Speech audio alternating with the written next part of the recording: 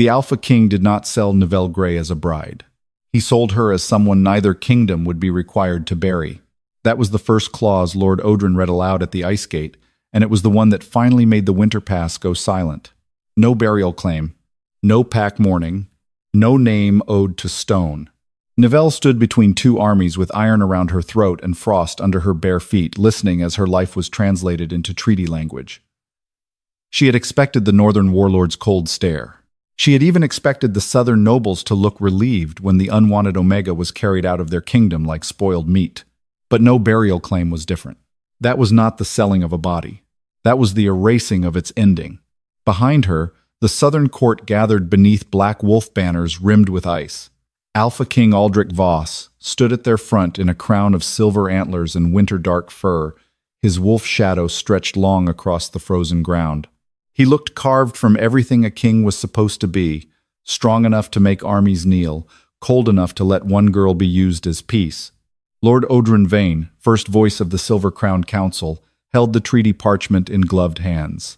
His pale eyes did not blink as he continued. The Omega known as Nivelle Gray is transferred to Warlord Riven Halvyr of the Northern Frost Packs. She carries no Southern Pack protection, no mate claim, no family debt, no grave right, and no return obligation. The Northern Army watched from beyond the pass, white cloaks snapping in the wind. At their center sat Riven Halvyr on a black warhorse armored in frost steel. He was not an Alpha King. The North had stopped trusting crowns generations ago. Riven ruled by survival, by conquest, by the fear of men who knew he could cross a battlefield without raising his voice. His ice-blue eyes did not leave Nivelle's throat, not her face. The collar, the parchment tied to it. One Omega body. No burial claim. Nivelle kept her chin lifted because lowering it would have looked too much like agreement. She had belonged nowhere for so long that she had almost mistaken it for being alive. The kitchens called her Gray because no one knew what bloodline had abandoned her. The kennels called her Quiet because she did not waste tears where hungry men could hear them. The court called her Omega because it was easier than asking why no wolf ever answered when she bled. She was not wolfless. That would have been simple. She had a wolf somewhere inside her. It simply never came when called. Odrin stepped closer, smiling just enough for her to see it. "Do you understand the terms?" Nivelle looked at the parchment, then at the Alpha King. For one traitorous heartbeat, she waited for Aldric to remember her as something other than treaty flesh, not as pack, not as family. Only as the little Omega who had once carried winter candles through his mother's mourning hall while he stood too young beside the throne, too proud to cry. His eyes knew her. His mouth still chose the crown. He remembered her. He only refused to remember her loudly enough to stop the sale. "Let the transfer stand," Aldric said. Something inside Nivelle went quiet. Not shattered, buried. Riven Halvyr rode forward. Snow parted around his horse's hooves. At his side walked a great white wolf shadow, huge and spectral, its fur moving though no wind touched it. The beast's ribs glowed faintly through its body, as if moonlight had been trapped inside old bones. It stopped 3 paces from Nivelle, then lowered its head. Riven's eyes narrowed. Odrin saw it too. His fingers tightened on the treaty blade. "There remains one mark," Odrin said. "The burial clause must be sealed against the gate." Riven's gaze turned cold. "Against the gate?" "The ice gate stands between kingdoms," Odrin replied. "It witnesses border debt. It witnesses exile," Riven said. The words changed the air. Some of the northern warriors shifted uneasily. Even Aldric's court went still. Nivelle looked past them to the ice gate. It rose at the mouth of the pass, taller than any fortress wall, made of ancient blue-white ice veined with silver cracks. No king had opened it. No warlord had broken it. Both kingdoms claimed it when convenient, and blamed it when wolves vanished near its base. She had seen painted copies in southern halls. Always sealed, always silent. Now, standing close enough to feel its cold through her bones, Nivelle heard something beneath it. Not breath, scratching, as if something on the other side had been waiting so long it no longer remembered knocking. Odrin took her wrist. Nivelle did not beg. That too had been trained out of her. "Omega bodies are cheaper than armies," he said softly, so only the kings and the girl could hear. "And this one owes peace and blood." The treaty blade opened her palm. Pain flashed hot through the cold. Riven moved before the second drop fell. His gloved hand caught Odrin's wrist hard enough that frost spread over the counselor's sleeve. She has bled enough. Odrin's smile did not move. Not for the dead. Nivelle looked at him then. The dead? Aldric's wolf shadow stirred. Riven's white wolf shadow took one step back from the gate. Afraid. No, not afraid. Recognizing. Odrin dragged Nivelle's bleeding hand toward the ice. Riven's grip tightened, but Aldric spoke before the warlord could break the counselor's wrist. Finish it. Nivelle turned toward the Alpha King. The last hope inside her did not die loudly. It simply stopped asking. Her palm struck the ice gate. The blood did not spread. It sank in. But the blood opened nothing by itself. The gate woke when the living declared her unworthy of a grave. The frozen surface swallowed the red line as if it had been thirsty for the only part of her both kingdoms had failed to claim. For one heartbeat, nothing happened. Then, every old wolf mark beneath the ice lit white. Not royal silver, not alpha gold. Grave white. A sound rolled through the pass. Hundreds of claws scraping from the wrong side of death. The ice gate cracked from root to crown. Snow lifted from the ground instead of falling. The iron collar around Nivelle's throat froze solid, then broke into white dust. The treaty parchment burned without flame, leaving only one clause hanging in the air. No burial claim. The words trembled, then reversed. Burial claim answered. Mist poured from the opening gate. Wolves stepped through. Dozens at first. Then hundreds. Ghostly white wolves with exile marks burned into their shoulders, ribs showing through moonlit fur, eyes pale as winter stars. They did not look like an army arriving to conquer. They looked like the dead finally finding a witness. The first wolf approached Nivelle and lowered its head to her bleeding hand. Not a bow to a queen, a mourning gesture. The second wolf did the same. Then the entire host of forgotten wolves knelt in the snow behind the Sold Omega, not because her blood was royal, but because her blood had been denied the same ending as theirs. Riven Halvyr stared at her as if the north had just opened under his feet. Aldric went pale. Odrin's face emptied of color. Nivelle stood before the opened ice gate, free of her collar, blood dripping from her palm onto awakened frost. And the wolves erased from both kingdoms mourned her before either kingdom had learned she was not dead yet. Then the wolves behind her turned, not toward the south or north, but toward the men who had denied the dead their names. The dead wolves did not attack. That was what made every living ruler afraid. They stood behind Nivelle in the open mouth of the ice gate, hundreds of ghost-white bodies, half made of mist, frost, bone light, and old exile. Their heads remained lowered, not in worship, not in obedience, but in mourning. The pass had gone so silent that Nivelle could hear her own blood dripping from her palm onto the awakened ice. Drop, drop, drop. Each drop vanished into the gate as if the frozen stone had been waiting for her to bleed not as an offering, but as proof. Lord Odrin was the first to move. Men like him survived impossible things by naming them quickly. Close ranks, he ordered. The gate is opened under false witness. The wolves lifted their heads, not all at once. One by one. Their pale eyes turned toward him. Odrin stopped speaking. Nivelle felt no crown settle on her head, no hidden power rushing sweetly through her bones, no wolf rising inside her to claim glory. Only cold, only the terrible knowledge that the dead had recognized a wound the living had written into law. The ice gate groaned. White letters formed beneath the ice between Nivelle's feet and the two kingdoms. The unburied may claim their own witness. A murmur broke through the southern court. Witness? One noble whispered. Not queen? Another breathed, as if disappointment could survive terror. Nivelle stared at the words until they blurred. Witness. Not ruler. Not bride. Not property. Something older than all three. Alpha King Aldric Voss took one step forward. His wolf shadow followed uneasily. Hackles raised toward the kneeling dead. She is southern-born, Aldric said. The words sounded less like protection than habit. Riven Halvyr's gaze cut to him. You sold her. The treaty is incomplete. You cut her hand against the gate. Your side accepted the bargain. Riven's face went colder. I accepted peace. Not grave. Theft. Odrin found his voice again. A souled Omega cannot refuse the kingdom that receives her. She is transferred by crown law. The gate answered before Nivelle could. No living crown may claim the unburied witness.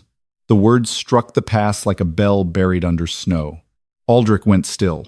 Riven did not move, but something passed through his face too quickly to name. Not relief, not innocence, recognition with pain beneath it. Nivelle looked from one man to the other. Both wanted to own her in different directions. The South had sold her to erase its debt. The North had received her as a price it could afford to hate. Neither had asked what remained of a girl after the living declared she was not owed a grave. The wolves behind her shifted. A path opened between their bodies, not toward the north, not toward the south. Deeper into the gate, Oldrin saw her hesitation and seized it. Do you see? She does not understand what answers her. The Omega is a breach. Close the gate before the dead cross fully. Riven's white wolf shadow snarled. The sound was thin. Wrong. The great spectral wolf staggered beside him, its bone-lit ribs flickering. For the first time, Nivelle saw what she had mistaken for power. The wolf was not merely ghostly. It was starving. One of the dead wolves behind Nivelle lifted its muzzle toward Riven's shadow. The white wolf shadow lowered its head. Riven's hand tightened around his reins until the leather creaked. Nivelle looked at him. They know you're wolf. His eyes sharpened on her. You should fear what stands behind you. I have feared the living long enough. The answer cut through several ranks of northern soldiers. Riven's mouth tightened, but he did not answer quickly. That made his silence feel honest. The ice gate spoke again. Southern debt, grave denied. Northern debt, exile without return. The northern ranks shifted hard. Aldric turned toward Riven. Your kingdom exiled them. Riven's eyes flashed. Your council erased them when they crossed. Oldrin said coldly, exiled wolves are not owed graves by kingdoms they betrayed. The dead wolves growled then, low enough to make the ice under every boot tremble. Nivelle understood before anyone explained it. These were not monsters waiting behind the gate. They were wolves pushed out of pack, name, oath, and memory. North had cast them beyond return. South had refused to record them. Between both kingdoms, they had been made into nothing. Like her. Riven dismounted. The movement made both armies tense. He walked toward the glowing debt written under his kingdom's name. Snow clung to his black boots. His white wolf shadow followed slowly, weakening with every step toward the dead host. My blood was sworn to guard the gate, he said. Nivelle looked at the kneeling wolves. Then why do they look imprisoned? The question struck harder than accusation. Riven stopped. His jaw worked once. Then the gate wrote a third line. Halvyr debt, mercy named exile. Nivelle looked at him. Riven's face changed. Not enough for strangers to notice. Enough for her. You sent wolves through, she said. The northern warriors went still. Riven's voice came rougher. Condemned wolves, murderers, traitors. Wolves the north would have hanged. And you called exile mercy? His silence answered. The white wolf shadow beside him lowered its head until its muzzle nearly touched the ice. Riven did not defend himself. That was not forgiveness. But it was better than pretending clean hands could stand before the dead. Oldrin smiled thinly. How noble. Shall we all confess ancestral crimes until the dead feel satisfied? Nivelle turned to him. You are not afraid of them crossing.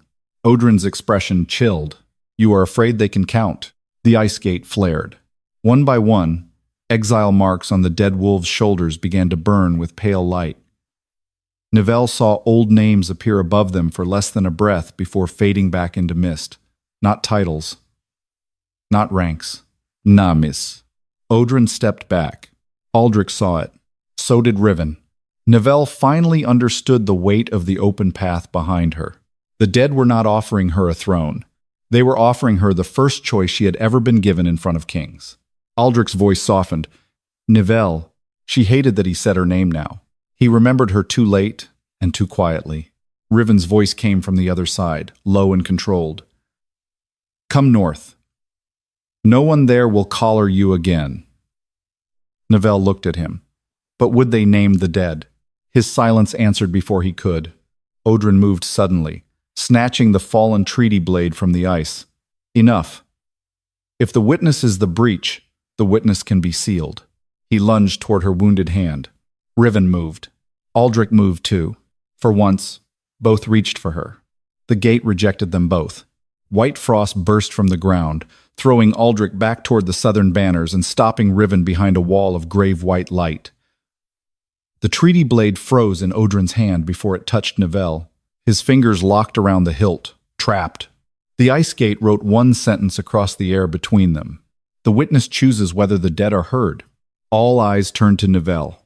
Her whole life, choice had been something other people dressed in beautiful words after deciding without her.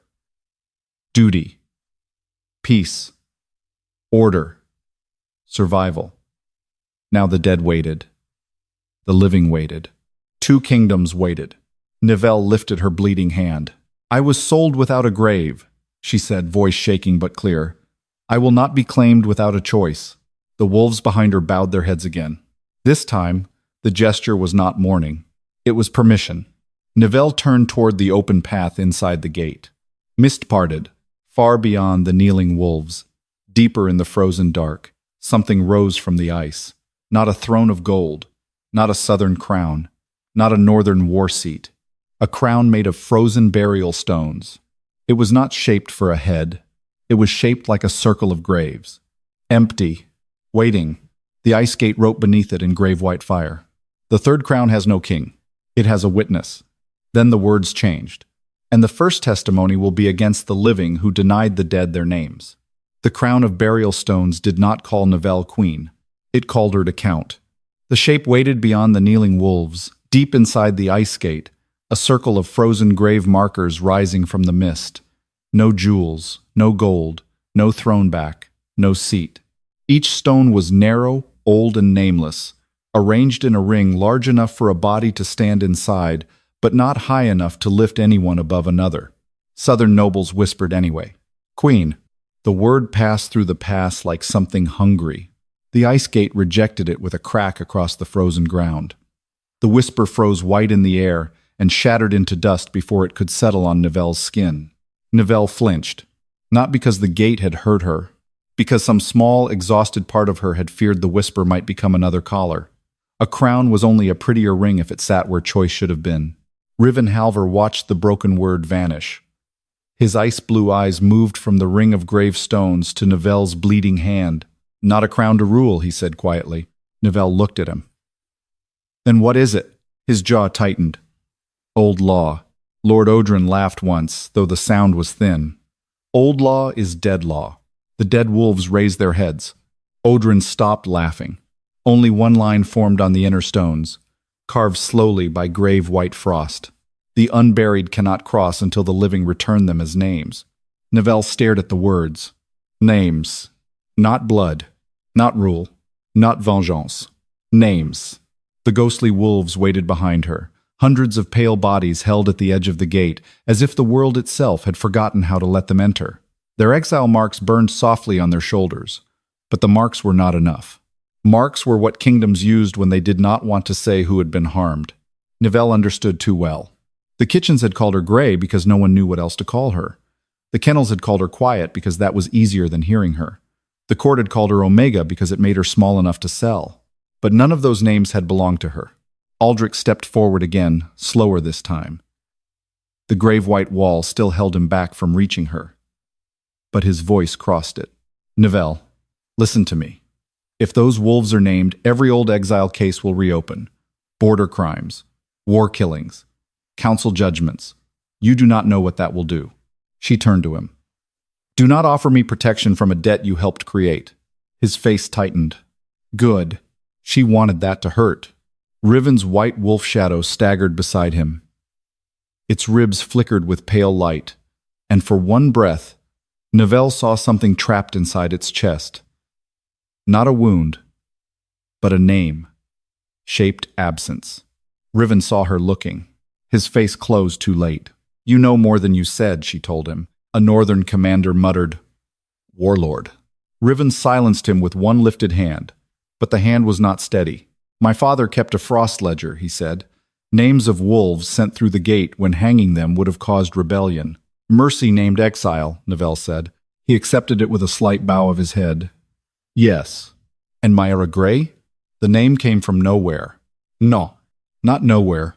from the small wolf with the torn ear standing closest to her bleeding hand. It had not spoken aloud. It had simply looked at her, and the name had risen inside Nivelle like something buried under snow pushing toward air. Riven went still. That was answer enough. Nivelle's throat tightened. You know that name. His eyes darkened. I saw it once, in my father's ledger. Marked as witness sent south. No return. The words struck the pass. Sent south. No return. Aldric's face drained of color. Oldrin's pale eyes sharpened, not with surprise, but anger at the shape of the truth, escaping without permission. Nivelle looked from Riven to Aldric. Who was she? Aldric closed his eyes. Riven did not. Neither answered fast enough. Aldrin did. Nivelle Gray was a border liar who carried dead wolves' names between enemy packs and called it mercy.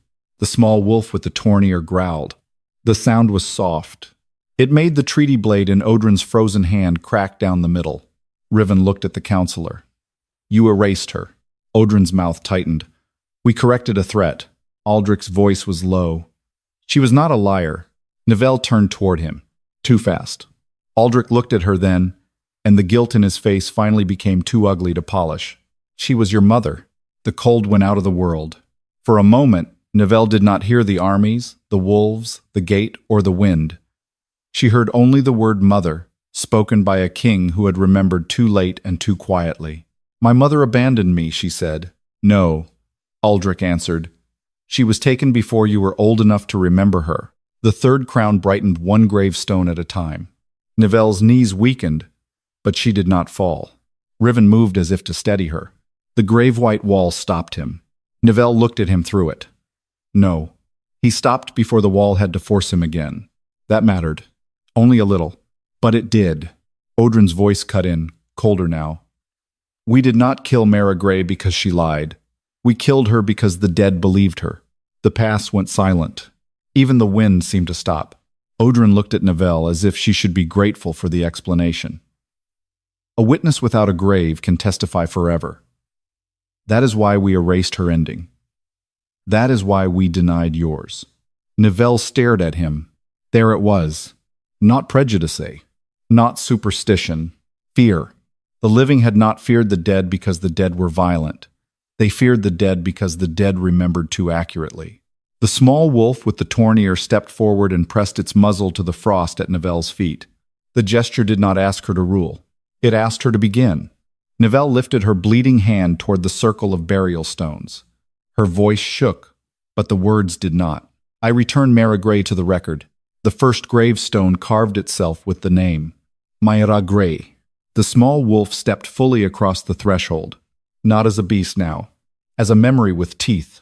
Every exile mark on its shoulder turned white. Behind Aldric, a southern noble screamed. A name had appeared along the blade at his hip, burning through the silver like frost through skin. Nivelle Gray.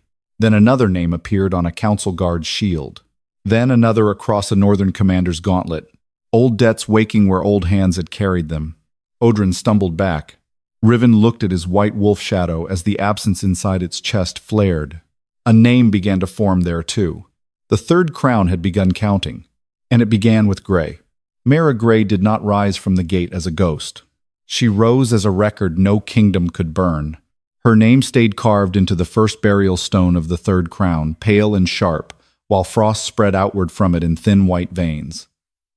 The ice did not open another doorway. It opened memory. Across the southern ranks, saddlebags burst at the seams. Burial ledgers slid out and struck the snow. In the northern line, iron clasps snapped from old frost records tied to commanders' belts. Names began bleeding through parchment that had been scraped clean years ago. The dead wolves did not howl. They watched. That was worse. Nivelle stood before the circle of gravestones with her wounded hand held close to her chest, feeling the name Gray burn in the air as if it had always belonged to her and had only now been brave enough to come back. A memory moved through the first wolf that had crossed, not into her mind, around her. The past changed. For one breath, the armies, banners, kings, and counselors faded into pale snow. Nivelle saw a woman in a torn gray cloak kneeling at the base of the ice gate years ago, her dark hair loose from its braid, her hands red from cold and ink. Around her lay strips of burial cloth, wolf tags, broken oath rings, and scraps of names stolen from both kingdoms. Nivelle Gray, not a queen, not a Luna. A woman on her knees, whispering the names of wolves no one had dared bury. Edric Vale of the Southern Ridge, Myra whispered, taken under border judgment, denied stone. A white wolf stepped through the mist and bowed its head. Solon Hearth of the Northern Pines, sent through under mercy exile. No return recorded. Another wolf crossed. Mara's voice shook, but she did not stop. Behind her, soldiers from both kingdoms approached through the snow. The memory broke. Nivelle stumbled. No one caught her. Riven moved first, then stopped before the grave white wall could punish him. Aldric took one step and stopped too, as if even guilt had learned caution. Odrin's voice cut through the pass. A sentimental trick. The first wolf turned its pale eyes on him. Odrin lifted his chin. Nivelle Gray was a traitor. She carried names across enemy lines to make the dead useful against the living. Nivelle turned slowly. Useful? Do not pretend innocence, Odrin snapped. Every return name becomes a claim. Land, blood, inheritance, revenge. A dead wolf with a name can accuse a council. A dead soldier with a grave can shame a king.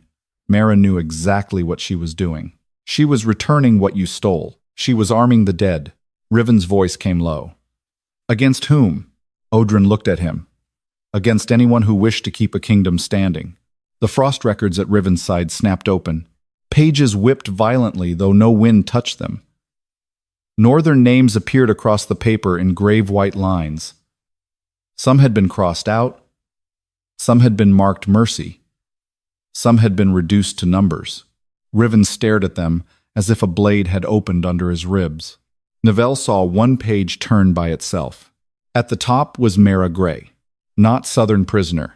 Note border Leah. Gate witness. Beside her name was a northern notation written in a harsh old hand. Sent south with 12 exile names. Intercepted before return. Custody transferred to Southern Council. Riven's face went still. Nivelle knew that stillness now. It was what powerful men wore when shame found proof. You had her name, she said. My father's ledger did, Riven answered. But you read it. His jaw tightened. Once. And did nothing? His white wolf shadow let out a weak, broken sound. The absence inside its chest glowed brighter, as if the question had struck the creature before it struck the man. Riven's eyes closed for half a breath. When I was 17, he said, I found the ledger beneath the war chapel. My father told me the names belonged to traitors who would have torn the North apart if given graves. I believed him because sons are trained to survive their fathers before they learn to judge them. Nivelle felt the words land. They were not an excuse. That was why they hurt more. Aldric reached toward one of the southern burial ledgers at his feet. The pages opened before his hand touched them. Mara's name appeared there too, not written cleanly, but scraped away so many times the absence had become a wound in the parchment. Aldric whispered, She came to my mother's mourning hall. Nivelle looked at him. Aldric did not look away this time. You were a child. She brought names hidden in candle wax. My mother promised to enter them into the burial rolls. Then my mother died, and Odrin told me Mara was using grief to weaken the crown. And you believed him? I was 12. You became king. His throat moved. Yes, the answer did not forgive him, but it stopped him from hiding. Odrin stepped between the ledgers and the armies. Enough. You are letting the dead rewrite living necessity. We erased Mara because a witness without a grave can testify forever. That is why we denied her ending. That is why the Omega's burial clause was required. Nivelle's blood went cold. You meant to make me like her. Odrin's pale eyes fixed on hers. No. We meant to make sure you never became her. The dead wolves growled. This time Nivelle did not need the gate to explain. She had not inherited power. She had inherited the names no kingdom wanted returned. The circle of burial stones glowed softly behind her. The first stone carried Nivelle Gray. The others waited, blank and cold. Riven looked at his frost ledger. There are hundreds. Aldric looked at the southern rolls. More than that. Nivelle's wounded hand trembled. Every instinct told her to choose her mother again, to demand every detail. to force Aldric to speak until his crown choked him, to force Riven to read every line his father had hidden. But the dead wolves waited differently now. Not impassioned, trusting, that made the choice heavier. Odrin saw her hesitate. Choose one kingdom, girl. Choose your mother's side. Choose the south that stole her, or the north that handed her over. The dead will divide, and we will contain what follows. Nivelle looked at him. There was the trap. Kingdom first. Grief second. Names last. No, she said. The word came out quiet. The first wolf stood beside her now, not behind her. Nivelle looked at the blank stones. Not south. Not north. Not mine first. Riven's gaze sharpened. Aldric breathed in as if he understood too late. Nivelle lifted her bleeding hand toward both sets of records. Who was erased first? The ledgers shook. Odrin lunged toward the southern pages. Do not answer that. The northern frost ledger tore free from Riven's commander and flew open in the air. The southern burial rolls rose from the snow. Pages spun around Nivelle like a storm of old debts, but she did not reach for them. She listened. At first there were too many. Hundreds of whispers. Names broken by snow, ink, law, fear. Then one sound came through the rest. A thin, starving whine. Riven's white wolf shadow staggered. The absence inside its chest opened like a wound. Pale letters pushed through the spectral ribs. Each one formed from frost and pain. Riven dropped to one knee. For the first time, the warlord looked afraid. Not for the kingdom. For the thing inside him that had been dying all along. Nivelle turned toward him slowly. The second name did not rise from the ledgers. It rose from Riven's starving wolf shadow. Orin Halvyr's name tore through Riven's wolf shadow like a blade dragged out of bone. The pale letters did not rise from the ledgers. They came from inside the great white wolf beside him. The shadow staggered, its ribs flickering with moonlit frost, and Riven dropped to one knee as if the wound had opened in his own chest. Around them both armies went silent, not confused, afraid.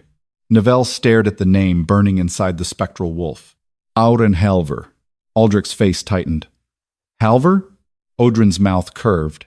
Well, he said softly. The north bleeds family first. Riven surged to his feet so fast the white wolf shadow nearly collapsed beside him, his eyes fixed on Odrin with killing cold. Nivelle stepped between them. Riven stopped a breath away from her. Move, he said. No. His jaw clenched. You do not know what that name is. Then say it before he uses it. The words held him more firmly than the grave white wall ever could. Riven looked back at the name burning through his own wolf shadow. For the first time, Nivelle saw the warlord stripped of command. Not softened, not forgiven. Stripped. Orin was my brother, he said. The dead wolves behind her lowered their heads. Odrin clicked his tongue. Half-brother, if northern legitimacy still matters. Riven did not look at him. He was my brother. The frost ledger beside the northern commanders snapped open. No gate script wrote across the ice this time. No great law explained itself. The record simply bled memory into the snow. A younger Riven stood in a northern war chapel. No scar across his throat, no warlord's cloak on his shoulders. Beside him was an older boy with the same dark hair and ice-blue eyes, laughing as he fastened a wolf pendant around Riven's neck. Auren. The memory shifted. Doors burst open. Riven's father entered with armed men. A charge was read. Mercy. Exile. Orin on his knees. Young Riven shouting. A father's hand striking him hard enough to turn his face. Then Orin was dragged toward the ice gate while Riven fought two guards and failed. The memory broke apart. The present Riven stood motionless, but his wolf shadow lowered its head to the ice and made a sound so broken even the southern soldiers looked away. Nivelle's throat tightened. He was exiled. Riven's voice was rough. I was told he survived beyond the gate. That exile was mercy. That one day, if he repented, the north might open the pass. The ledger turned another page. A line appeared beneath Orin's name. No return intended. Then another. Wolf spirit retained for Halvyr succession right. Nivelle went cold. The white wolf shadow convulsed. For one terrible breath, its face changed. Not fully human. Not fully wolf. A boy's eyes appeared in the bone-lit skull, filled with grief. that had never been allowed a grave. Odrin smiled. There it is. The North did not waste useful blood. Orin's body went through the gate. His wolf stayed behind to strengthen the younger heir. Riven turned on the northern commanders. None of them met his eyes. That silence confessed more than speech. Nivelle looked at the feared winter warlord. His white wolf shadow had never been proof of pure northern power. It had been hunger with a name trapped inside it. His power had been built over a brother. Riven stared at the creature beside him. Orin. The wolf shadow trembled. Its ears lifted. Nivelle saw his hand reach toward it, then stop before touching. That restraint mattered because it came too late, and still came. "Did you know?" she asked. Anger flashed across his face first, then shame. No, she believed him. She did not forgive what he had done with the power after. Both could be true. Odrin's voice slid through the silence. How touching. Shall the warlord mourn while the gate decides whether to tear both kingdoms open? Nivelle turned toward him. You wanted me sold before this name came out. I wanted peace. You wanted a witness without burial rites, she said, because no one is required to hear the unburied. Odrin's pale eyes hardened. There, the truth beneath his law. Riven spoke without looking away from his wolf shadow. Can his name be returned? The question shook the northern ranks. If Orin was restored, Riven's authority might crack. His wolf shadow might change.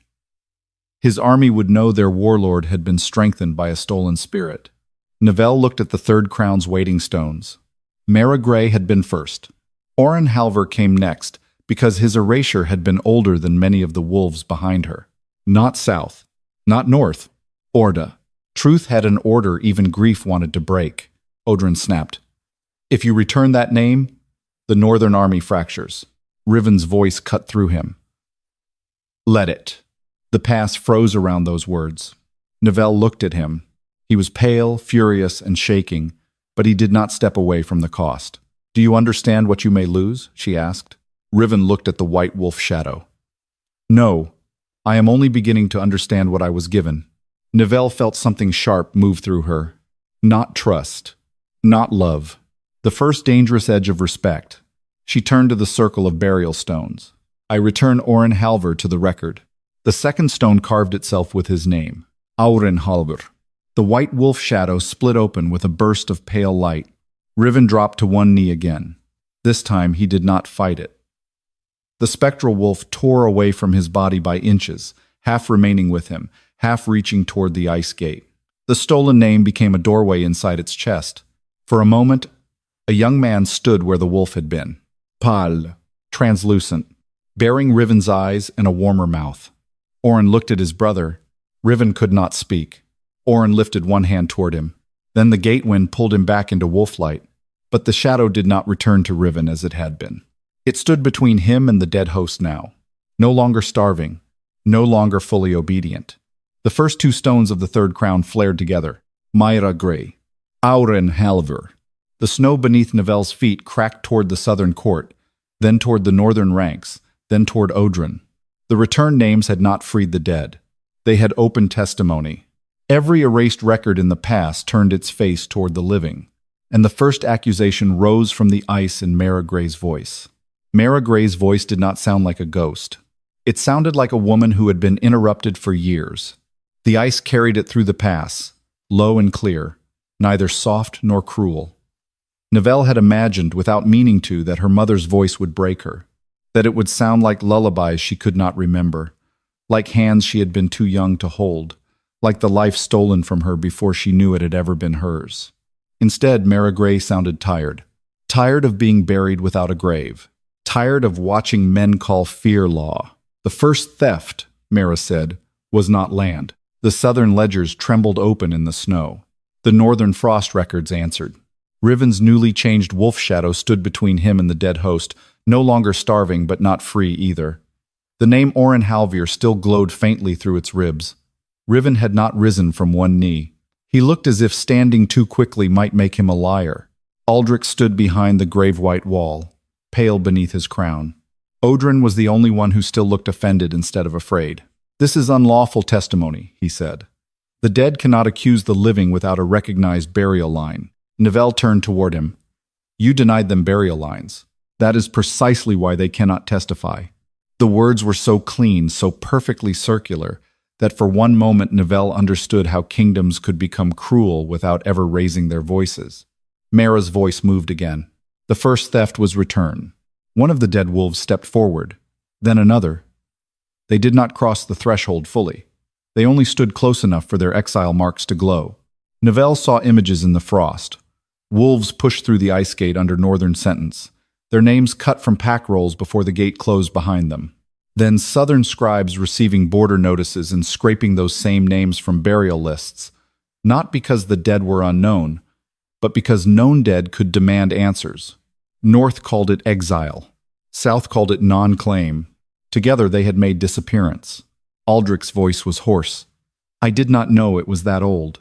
Mara answered, "You knew enough to benefit from not asking." The Alpha King flinched. Good, Nivelle thought, and hated herself for the satisfaction. Odrin lifted his chin. The border would have collapsed if every exile became a martyr.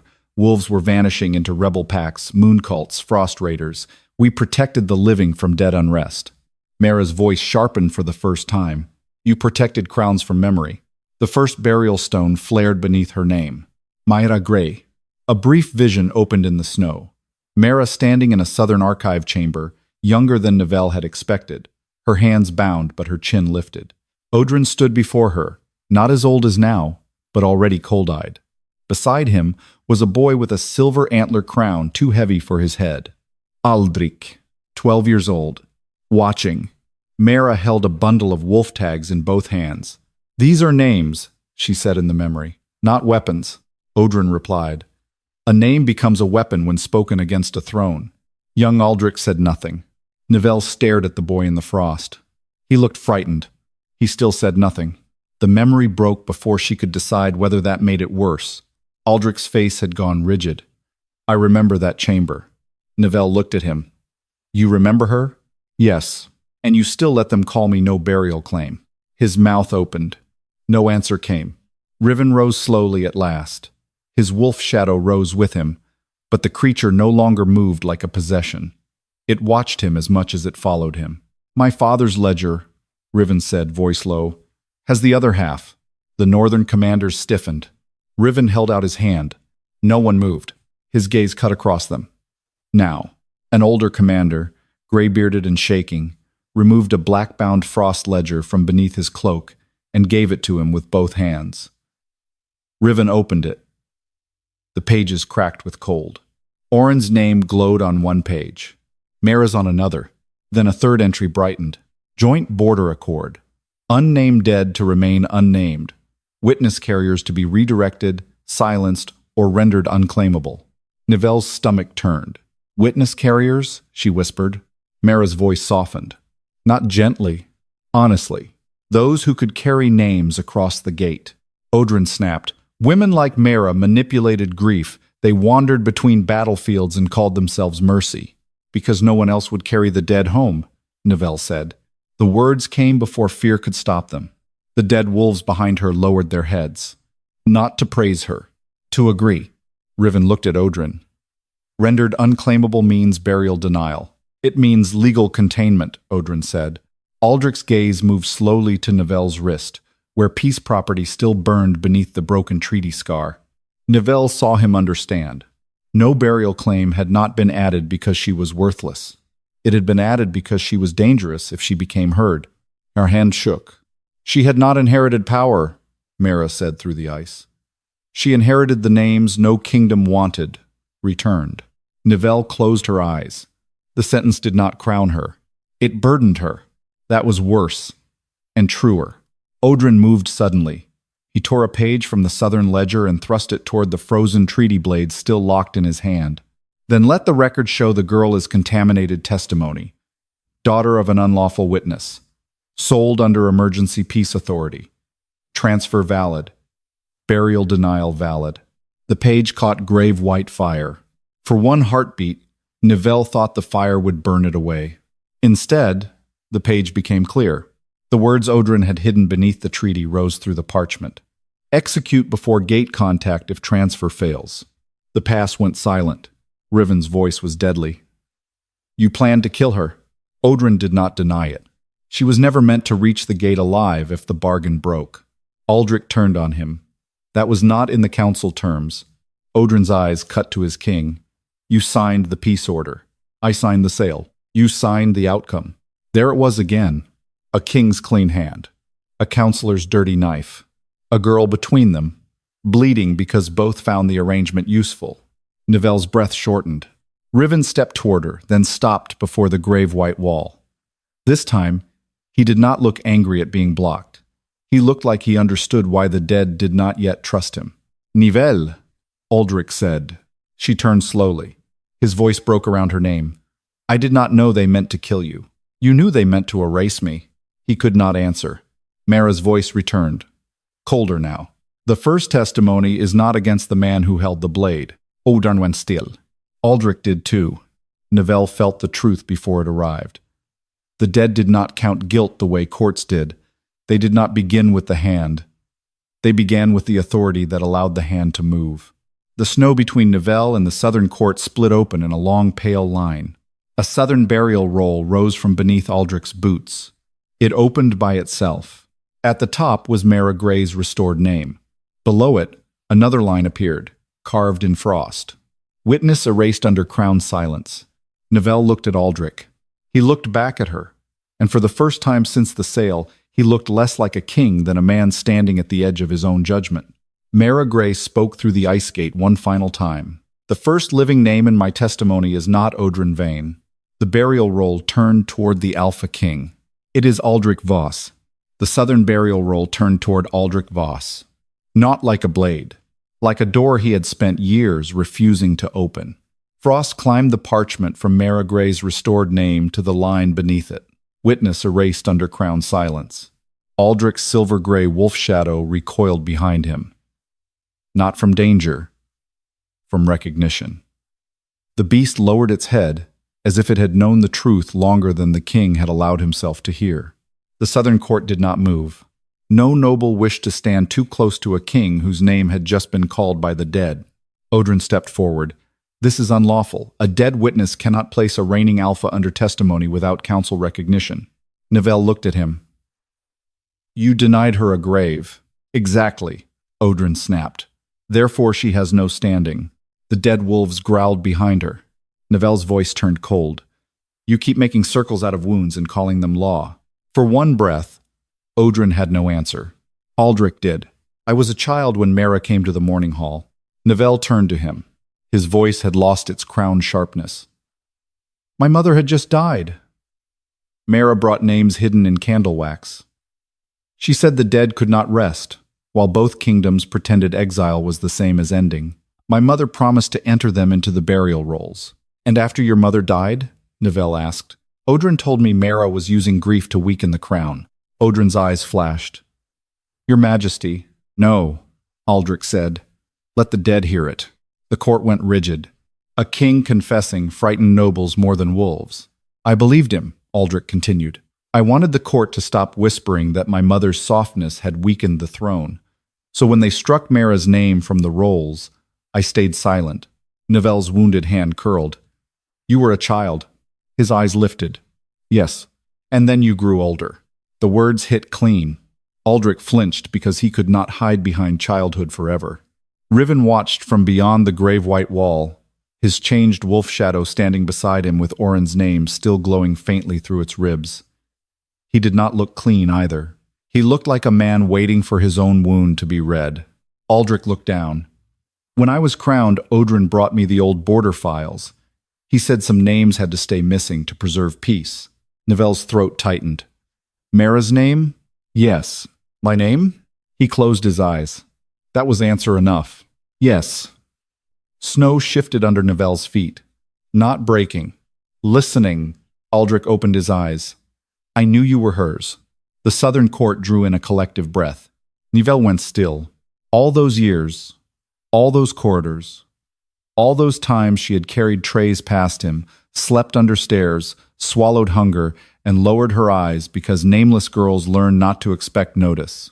He had known. He had always known. You let them call me gray like it meant nothing, she said. I thought keeping you small kept you alive. No. Her voice shook. but did not break. It kept you safe. The first burial stone flared. Nivelle Gray. The name held Nivelle upright. Oldrin seized the opening. If the Alpha had named her, the council would have executed the girl years ago. Her obscurity preserved her life. Nivelle turned on him. You were going to execute me today, because the gate forced the matter, because you ran out of shadows. The words cut through the court. Then the Northern Frost ledger turned one page by itself. A line appeared beside Mara's transfer record. Southern Crown, aware of child. Containment advised. Riven looked at Aldric. You were warned by the North. Aldric stared at the page. I never saw that, Oldrin said calmly. The council reviewed all threats on behalf of the Crown. Aldric turned on him. You hid it. I managed it. You made her a slave, Omega. I made her difficult to notice. Oldrin's mask cracked just enough for contempt to show, and it worked until your guilt brought her too close to the gate. Nivelle understood then. Her hunger, her collar, her nameless labor, her place beneath stairs and behind kitchen smoke had not been accident. Not only neglect, design, the living had not failed to see her. They had trained everyone not to. She swayed once. No one moved to catch her. Not because they did not want to, because the dead had made her choice sacred, and even kings were learning not to touch it without permission. Riven's voice came low. Nivelle, do you want him brought through the wall? Aldric's jaw tightened. Oldrin smiled. There. The Warlord offers force. See how quickly the third crown becomes a weapon. No, Nivelle said. Both men looked at her. I will not let either kingdom use my mother's name to begin another war. The dead wolves shifted. Some seemed disappointed. Others bowed their heads. Mara's voice returned, softer now. Witness is not revenge. Nivelle closed her eyes. Revenge would have been easier. She opened them and looked at Aldric. The dead named you first. Then you answer first. Oldrin snapped. A reigning Alpha cannot stand testimony before an unburied court. Aldric removed his crown. The pass went silent. He held the silver antler crown in both hands. His wolf shadow shuddered behind him. I can stand without it. Odran ventpale. Majeste. Aldric stepped toward the grave white wall. This time, it opened. He stopped several paces from Nivelle, not close enough to claim, close enough to answer.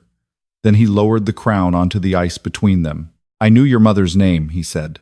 I let it be buried. I knew you were her child. I let you be made small.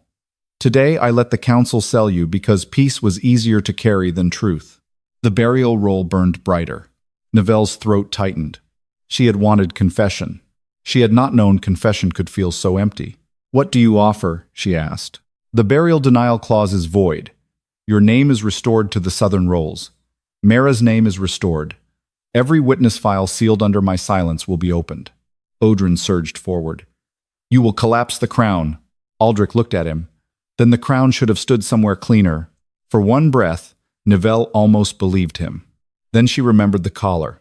You do not give me back what was mine, she said. You only stop stealing it. Aldric bowed his head. Yes, that answer did not heal, but it did not lie. The first stone dimmed slightly, satisfied enough to wait. Then the second stone flared. Auren Halvyr. Riven stepped forward before anyone called him. His white wolf shadow followed, no longer fully obedient, watching him with his brother's stolen light. Oldrin's smile returned. Yes, let the northern wolf confess what he did with the brother inside him. Riven looked at Nivelle, not at Oldrin. What does the dead court require? The question was steady. His hand was not. The wolf shadow beside him opened its jaws. A voice came from inside it. Not fully wolf. Not fully man. Ask him why he kept me after he knew. Riven stopped breathing. The first accusation had been silence. The second was not ignorance. It was possession. Orin's voice left the wolf shadow and made every northern soldier look at Riven's hands. Not his sword. Not his crownless head. His hands. As if possession had a shape, and they expected to see it clinging to his fingers. Riven did not move. The white wolf shadow beside him stood with its jaws half open. Orin's voice still trembling through its spectral ribs. The creature was no longer only a beast. It was a prison with fur, a wound trained to obey. Nivelle watched Riven's face. He had looked guilty before. Now he looked exposed. "Answer him," she said. Riven's eyes stayed on the wolf shadow. "I did not know at first." Odrin laughed softly. A comforting beginning. Riven did not look at him. "I was told Orin's wolf had chosen me after exile, that my brother's strength returned because Halvyr blood recognizes survival." "And later?" Nivelle asked. The question cut cleaner than accusation. Riven's jaw tightened. "Later, I found the right page." The northern commander stiffened. The white wolf shadow lowered its head. Riven's voice roughened. "My father was dead. The north was breaking into 3 war houses. The Frostpacks would not follow a young warlord with a half-grown wolf. Then I found the ledger beneath the chapel stone. It named the succession right. It named Orin's spirit retained." Nivelle's palm throbbed. "You knew?" "Yes." The word froze between them. No defense. No softness. No mercy for himself. Nivelle hated that the truth made him harder to hate cleanly. Orin's voice came again from inside the wolf shadow. "And you kept me." Riven closed his eyes. "Yes." The northern ranks shifted as if a blade had passed through them. Odrin seized the wound at once. "There stands your noble warlord. He condemns exile with one breath and wears his brother with the next." Riven opened his eyes. "I did." The simplicity silenced even Odrin for a moment. Nivelle felt the dead wolves behind her lean toward the answer. They were not satisfied. But they had heard something the living rarely gave them without being forced. A full sentence with no door hidden behind it. Riven looked at Nivelle then. "I told myself the North needed him," he said. "I told myself Orin was already gone. I told myself using what remained was better than letting his death mean nothing." Orin's wolf light flickered. "And now?" Nivelle asked. Riven looked at the white wolf shadow. The old command in him tried to rise. She saw it. The instinct to preserve army, border, crownless power, men who depended on the fear that wolf shadow carried. Then he looked at the second burial stone. "Auren Halvyr. Now I know I made his death useful because I could not bear it being unforgivable." Nivelle's breath caught. Not forgiveness. Never that quickly. But truth had weight. Odrin's frozen hand clenched around the broken treaty blade. Touching. But if the warlord releases that wolf, the northern army loses its binding image. Half those men follow Halvyr because they believe his white shadow proves ancient right. A northern commander whispered. "He is not wrong." Riven turned toward his men. They looked afraid, not of enemies, of being unmade by truth.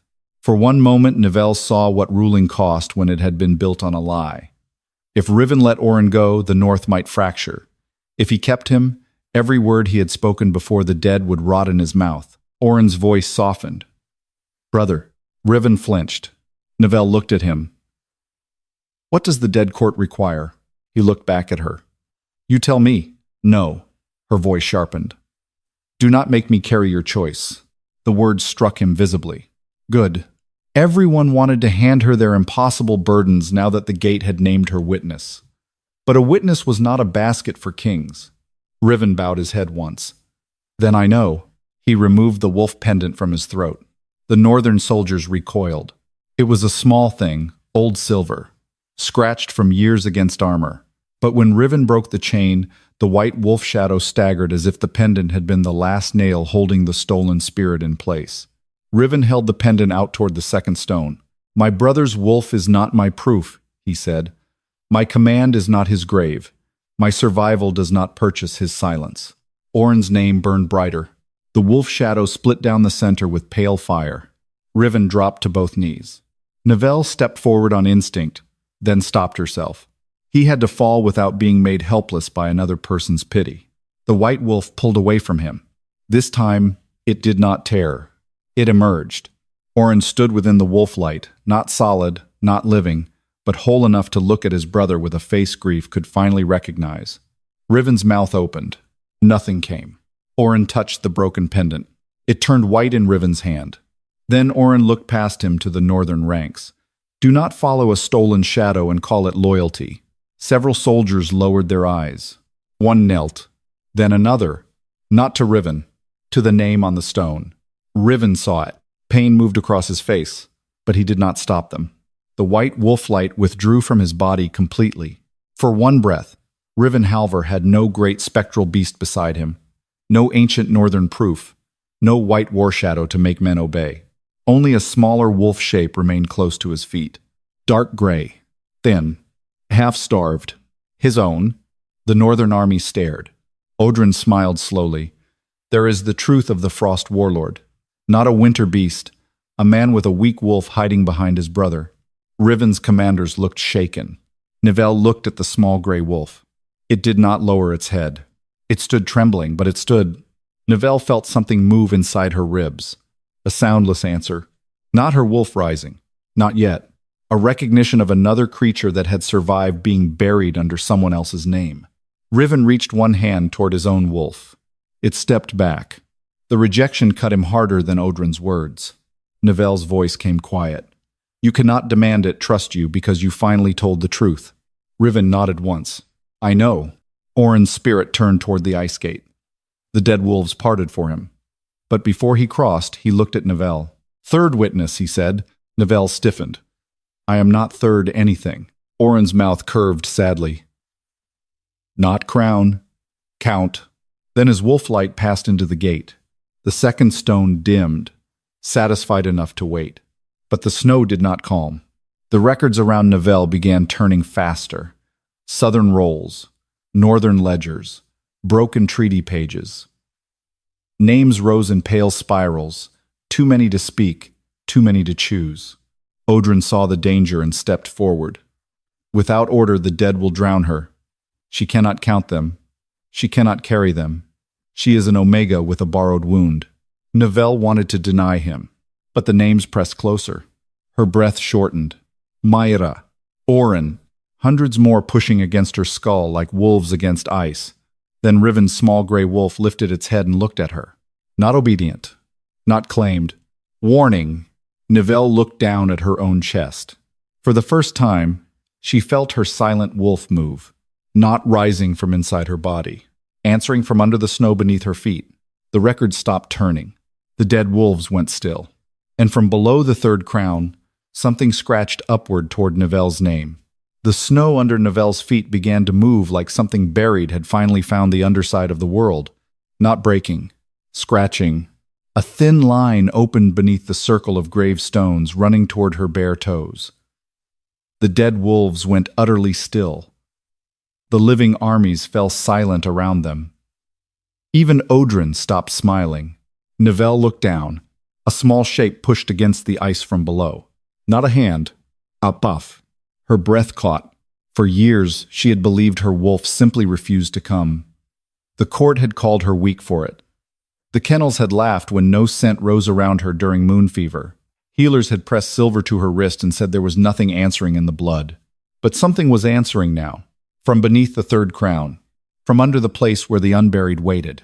Riven's small gray wolf took one step toward her, trembling but alert. It did not growl. It watched the ice with recognition. Nivelle whispered, "No." The word came out broken. Mara's first gravestone glowed. Orin's second answered. Odrin lifted the treaty blade, still frozen, into his damaged hand. "Do not let it surface." Aldric turned toward him. "What is under there?" Odrin's pale eyes flicked once toward Nivelle. "Too fast." "Enough." Riven saw it too. "You knew her wolf was not absent." Odrin's mouth tightened. The girl was containment bred. Nivelle went cold. Not from snow, from the shape of the word. Brel. Aldric's face darkened. "Explain." Odrin looked almost bored again, and that was when he was ugliest. Witness lines were dangerous because they carried dead claims through blood and memory. Mara Gray was not the first. She was only the last foolish enough to be caught. When her child survived, the council prevented inheritance from maturing. Nivelle could not move. The paw beneath the ice scratched again. "Closer. You buried my wolf," she said. "No," Odrin replied. "We denied it legal emergence." Riven's voice dropped. "You buried her wolf while she was alive." Odrin looked at him. "And your fathers kept a brother inside yours. Do not pretend horror is southern property." The blow landed. Riven did not deny it. That made Odrin angrier. Nivelle stared at the ice. The small buried shape pushed harder. not with strength, but with patience. A creature that had been waiting since before she knew to call for it. The third crown brightened. No inscription appeared. Good. The dead were done explaining. Now they were waiting for her to decide whether she could bear the truth. Nivelle Knelt. The cold bit into her knees. Her wounded palm hovered above the moving crack. Aldric stepped forward. Nivelle. She did not look up. Do not say my name like warning. He stopped. Riven said nothing. That silence helped more. Nivelle pressed her bleeding hand to the ice. The crack opened. A wolf no larger than a winter pup dragged itself from beneath the snow. Its fur was not white like the dead wolves, not gray like Riven's newly revealed wolf, but pale blue-silver, almost transparent, with frost caught in its lashes and old grave marks circling its throat like a collar. It was thin, too thin. It looked at Nivelle as if it had known her forever and had been starved by every year she failed to reach it. Nivelle made a sound she did not recognize. The pup limped into her lap. The moment its cold body touched her, memory tore open. Not royal memory, not queen memory. A cradle in a servant room. Mara Gray bending over a newborn, pressing 2 fingers to the baby's chest while whispering names into the sleeping child's skin. A southern healer watching from the doorway. Odrin's voice outside. If the wolf rises, the gate will have a living witness. Mara's frightened whisper. Then bury the wolf where the dead can keep it breathing. The vision shifted. Mara at the ice gate, blood on her mouth, soldiers dragging her away.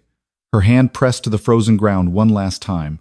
Keep her wolf below. Not gone, below, until she is old enough to choose. Nivelle returned to the pass with tears frozen on her cheeks. Her mother had not failed to protect her. She had hidden what she could not save. Odrin saw her face and struck, touching, but incomplete. The wolf was buried by council seal after Mara's arrest. The mother hid it. We locked it. Both are true. Nivelle looked up slowly. Odrin wanted that truth to poison the memory. It did not. Her mother had hidden a candle in a grave. The council had called the grave a prison. The difference mattered. The pup in her lap lifted its head and pressed its muzzle to Nivelle's wounded palm. The dead wolves behind her lowered their heads. Riven's small gray wolf did the same, not bowing to her, acknowledging the wolf that had survived under her name. Aldric's voice was rough. I signed nothing for this. Odrin turned on him. You signed containment permissions at 16. I did not know what they held. You never asked what made peace so quiet. Aldric went silent. Nivelle looked at him. That is becoming a pattern. The Alpha King bowed his head. The third gravestone rose from the circle. Blank. Waiting. Odrin took one step back. For the first time, fear showed plainly in his face. Riven noticed. Whose name belongs there? Odrin said nothing. Nivelle stood, the blue-silver wolf pup trembling against her legs. The records around her lifted again, but this time they did not swarm. They arranged themselves in a circle, southern rolls on one side, northern ledgers on the other, broken treaty clauses between them. Nothaus. Order. Nivelle understood. She did not need to carry every name at once. She needed to count in the order the harm had been buried. Mara first. Auren second. Then the living witness whose wolf had been buried before her body could die. Her own. Odrin's voice sharpened. If she names herself through the third crown, neither kingdom can reclaim her. The treaty collapses. The peace bargain dies. The council loses jurisdiction. Riven looked at Nivelle. Then it is your name to speak. Aldric added quietly, not ours. Nivelle looked at both men. They were learning. Too late, but learning.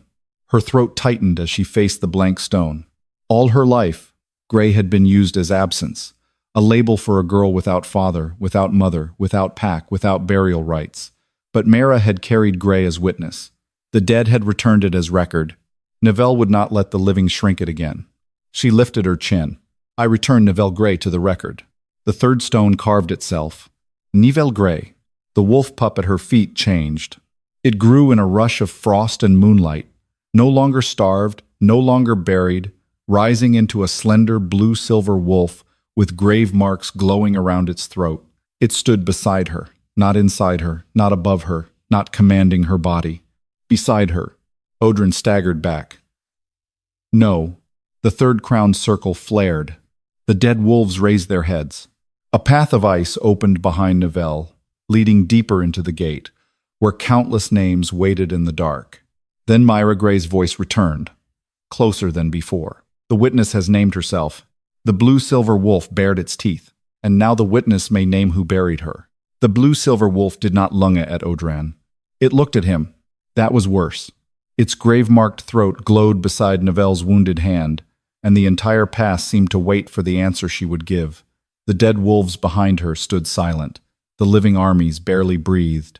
Even the ice gate held still, as if it knew that the next name spoken would not open another memory. It would choose the shape of judgment. Audran lifted his chin. Careful, girl. If you name me alone, the crowns survive by blaming one old counselor. If you name the crowns, both kingdoms fracture. If you name yourself, the dead will eat you alive. Nivelle's wolf bared its teeth. Audran smiled faintly. Truth is only useful when it can be survived. Nivelle stepped toward him. The grave-white wall did not stop her. Aldric moved as if to follow, then stopped himself. Riven did the same. Both men had learned at last that protection could become another hand on her throat. Nivelle looked at Audran's frozen blade. You buried my wolf. The council sealed a dangerous inheritance. You denied my mother a grave. She made dead names political. You sold my body without burial claim. I preserved peace. The word peace moved through the pass and found no place to stand. Nivelle's voice lowered. No, you made peace out of people no one was allowed to mourn. The first 3 stones flared. Myra Gray, Auren Halvyr, Nivelle Gray. Then Nivelle lifted her bleeding hand toward the record circling the snow. I named the hand that signed the burial denial. The southern treaty page flew open. Audran's seal burned at the bottom. I named the law that made silence useful. The southern burial rolls and northern frost ledger opened together. Council clauses, exile orders, containment permissions, and erased witness files rose into the air like white birds made of old ash. I named the crowns that benefited. Aldric bowed his head. Riven did not look away. Audran's face tightened. Then you condemn the kingdoms. No, Nivelle said. I condemn what they were willing to stand on. The dead wolves answered, not with howls, but with one step forward. Audran struck. He tore the frozen treaty blade from his own hand, skin and frost breaking with it, and drove it toward Nivelle's chest. Riven moved. Aldric moved. But Nivelle's wolf moved first. The blue-silver wolf caught the blade in its jaws. The iron did not break. It changed. Frost swallowed the metal from tip to hilt. The treaty runes twisted, losing the words transfer, property, peace, and claim. When the wolf dropped it, the blade struck the ice point first and became a narrow burial marker. Audran stared at it. For the first time, he looked old. Nivelle touched the new marker with 2 fingers. Audran Vane, keeper of denied graves, first voice of erased endings. His name carved itself into the ice. Audran staggered back. I am alive. Yes, Nivelle said. So you can count. The dead wolves parted. Behind them, the opened gate revealed rows and rows of blank gravestones stretching into blue darkness. Hundreds, maybe thousands. Nivelle looked at him. You will speak every name you helped erase. Not as punishment only, as repair. When your voice fails, your records will continue. When your records fail, the kings will answer. Audran's mouth trembled with rage. You have no crown. Nivelle looked at the circle of burial stones around her. No, she said. I have witnesses. The third crown glowed. Not on her head. Around her feet. Aldric stepped forward then, crown still in his hands. Southern burial rolls will open. All of them. No witness file remains sealed under my silence. Nivelle looked at him. His confession had not restored her childhood. It had not returned hunger, warmth, safety, or the years he let her be made small. But it was a beginning that did not pretend to be enough. You will not write my name as returned property, she said. Aldric's face tightened. No, not ward, not crown debt, not Southern Omega. No. What then? His eyes lowered to the first stone. Nivelle Gray, daughter of Myra Gray, living witness of the third crown. The stone accepted it. Riven came next. His small gray wolf stood beside him, still thin, still wary, no longer hiding behind Orin's stolen light. Riven looked at the northern ledger in his hands. "The frost ledgers will open," he said. "Every mercy exile, every no return order, every wolf, spirit retained for succession or war." Nivelle's gaze sharpened. "And your throne? I do not have one. Your command, then?" He glanced at his own wolf, and pain moved through him when it did not step closer. "My command will not use a stolen shadow again." Orin's second stone glowed softly. Riven looked back at Nivelle. "I cannot ask the dead to trust me." "No," she said. "And I cannot ask you." "No." His jaw tightened once, then he bowed his head. "Not like a warlord yielding land. Like a man refusing to make another claim. Then I will begin where I stand." That answer did not heal him, but it did not steal from her.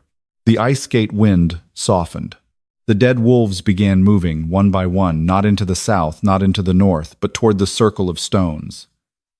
Each paused before Nivelle. Some lowered their heads.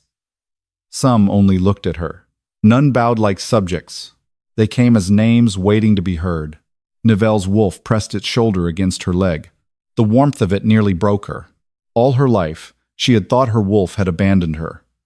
Now it stood outside her body, thin but alive, because her mother had hidden it where the dead could keep it breathing. Nivelle lowered her hand into its fur. "I thought you never came," she whispered. The wolf leaned into her palm. "Not apology. Return." Mara's voice rose once more from the first stone. "A witness is not the grave. She is the one who refuses to let it stay empty." Nivelle closed her eyes. When she opened them, the armies were still there. The kingdoms had not transformed into justice because 3 names had been restored.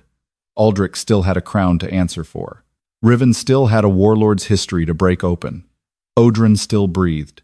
The dead still waited. But the first lie had ended. Nivelle turned toward the open gate. "I will count," she said. "Not for south, not for north, not for a throne, for those denied an ending." The third crown's stones lit around her feet. Aldric stepped back. Riven stepped aside. The dead wolves opened the path. Nivelle walked into the circle of frozen graves with her blue-silver wolf beside her, her mother's name behind her, and the first dawn breaking over the ice gate. She had been sold as someone no kingdom would be required to bury. She left the pass as the witness no kingdom could afford to forget.